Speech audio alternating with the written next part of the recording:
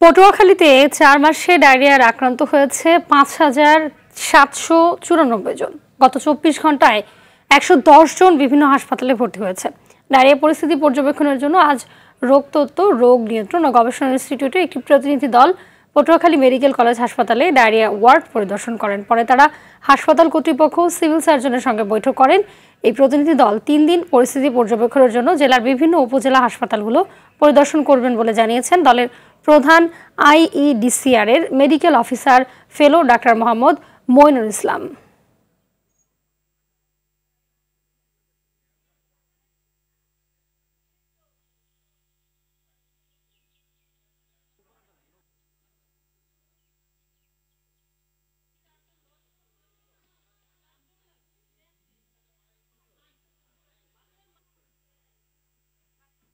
দর্শক, এ বিষয়ে আরো জানাতে পটুয়াখালী থেকে সরাসরি যুক্ত হচ্ছেন সহকর্মী মুফতি সালাউদ্দিন। সালাউদ্দিন, জানাবেন যে ৪ মাসে রেকর্ড সংখ্যক ডায়রিয়ার রোগী ভর্তি হয়েছে হাসপাতাল ও ক্লিনিকে, কিন্তু কেন এবং হাসপাতাল কর্তৃপক্ষ কি বলছে এ বিষয়ে?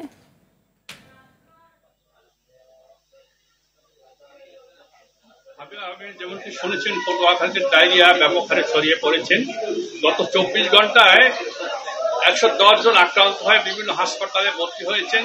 এ নিয়ে ৫,৭৯৪ জন রোগী ডায়রিয়া আক্রান্ত হয়েছে পটুয়াখালী জেলায়। বর্তমানে ২১২ জন রোগী বিভিন্ন হসপিটালে আছেন। আজকে আমি এখন দাঁড়িয়ে আছি পটুয়াখালী মেডিকেল কলেজ হসপিটালে। এখানে আমি এখন দাঁড়িয়ে আছি মেডিকেল কলেজ হসপিটালের বারান্দায়, যেখানে আপনি আমার পিছনে দেখতে পাচ্ছেন যে রোগী ডায়রিয়া যে ওয়ার্ড রয়েছেন মাত্র ২১ আসনে, সেখানে কোনো রোগী সংক্রমণ হচ্ছে না। রোগীদের রাখা হচ্ছে এই হাসপাতালের বারান্দার মেঝেতে।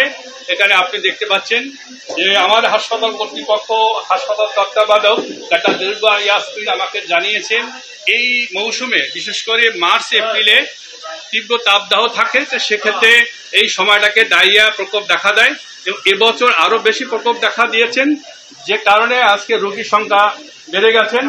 উনি আমাকে জানিয়েছেন যে গত বছর ভালো ছিল, যে বছর ডায়রিয়া আক্রান্ত হয়েছে। ইতিমধ্যে আজকে ডায়রিয়া আক্রান্তর পর্যবেক্ষণের জন্য কেন এত ডায়রিয়া পটুয়াখালীতে হচ্ছে, এজন্য IEDCR এর একটি প্রতিনিধি ৭ সদস্যের একটি প্রতিনিধি দল আজকে পটুয়াখালী আসছেন এবং ওই মেডিকেল কলেজ হাসপাতাল পরিদর্শন করেছেন, রোগীদের সাথে কথা বলেছেন, নমুনা সংগ্রহ করছেন।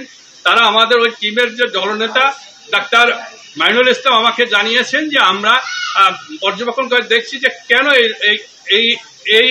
এই ডায়রিয়াগুলো হচ্ছে। হাবিবা, এই ছিল আমার কাছে সর্বশেষ সংবাদ।